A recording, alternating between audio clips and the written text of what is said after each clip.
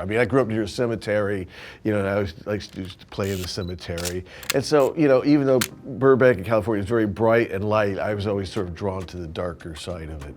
There's no such thing as normal, you know what I mean? It's like, that's why I like the Addams Family. I don't know, the Addams Family is weird. It's like, I don't know one family that isn't weird. So, for me, it was always just kind of normal sort of life and behavior. Geordie Gray is the Australian's entertainment reporter, and we're talking about the Addams Family. Geordie, this is a show I remember from being on TV on repeats when I was a kid. It originated as a comic strip in the 1930s.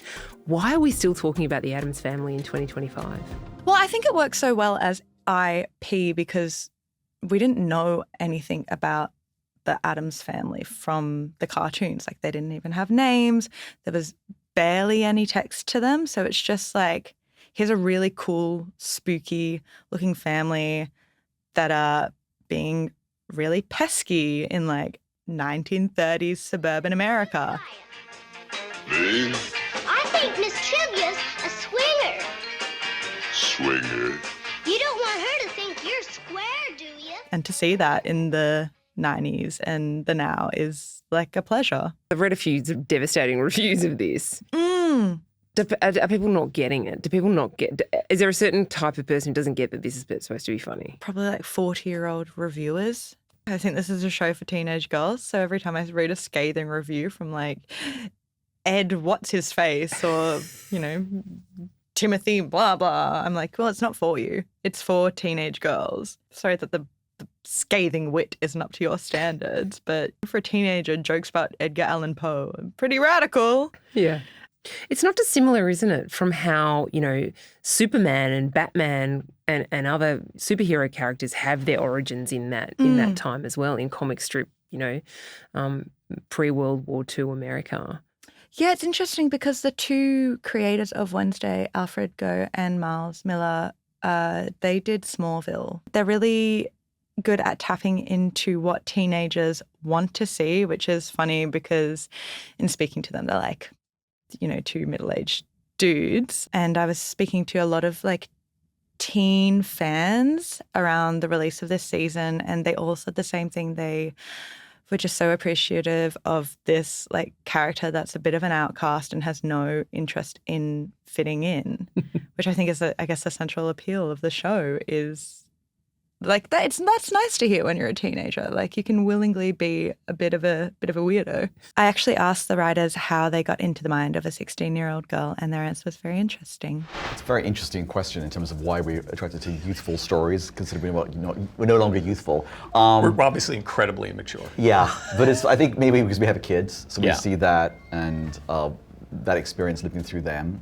And I think there's definitely, particularly with Wednesday, was something, we both have 2 daughters each, so it's like something very much about the female experience and the mother-daughter experience that we could observe from life that was interesting. Yeah, it's like the becoming is always more interesting, as Miles said, just to kind of see that. And it always also, the stakes feel very high, feels very life and death. Yeah. So it's great for drama. Even though it's not. It's not, but in both these cases. Both these cases, and Clark Kent it as is. well, yeah.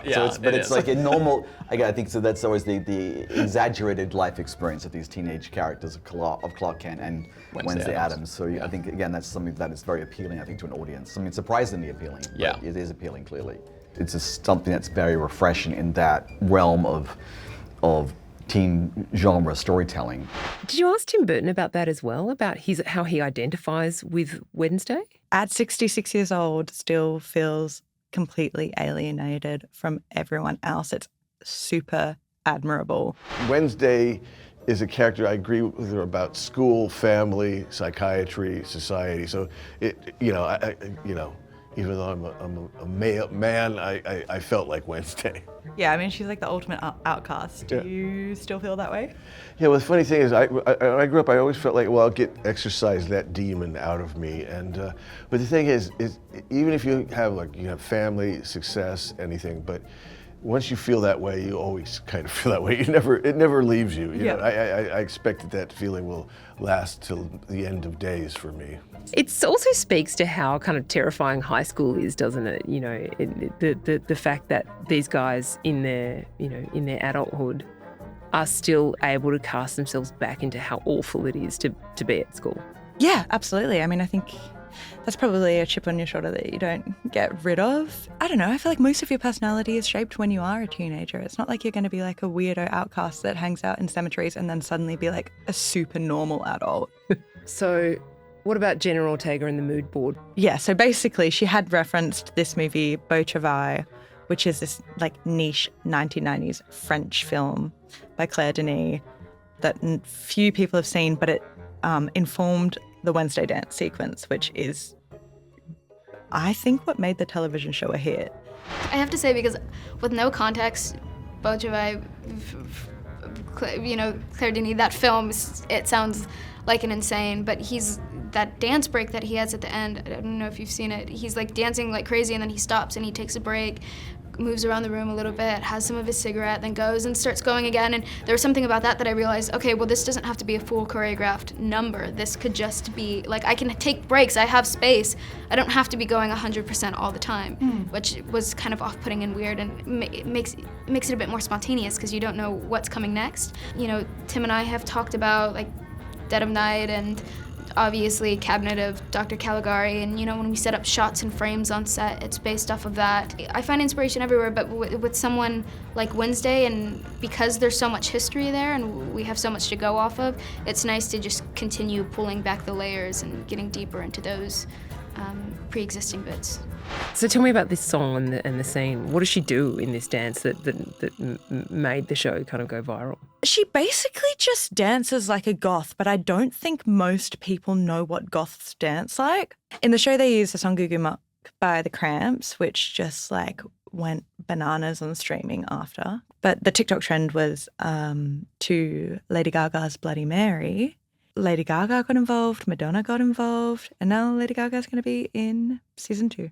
The whole splitting a season into 2, I'm not sure that works because you kind of just cut off the momentum at the middle, and that's usually not where TV shows peak. I mean, what is going on there? What is Netflix doing by splitting the season into 2? Keeping the subscribers for more months. Yes. So your trial subscription lapses after a month. Yep. They don't want you to churn. No. Yep. I think that's basically it. It's the way that like HBO drip feeds the White Lotus. It's all subscriptions. So you're saying this is a business? I'm thinking Netflix might not be in it for the art. No, I'm kidding. Kidding. Love you, Netflix.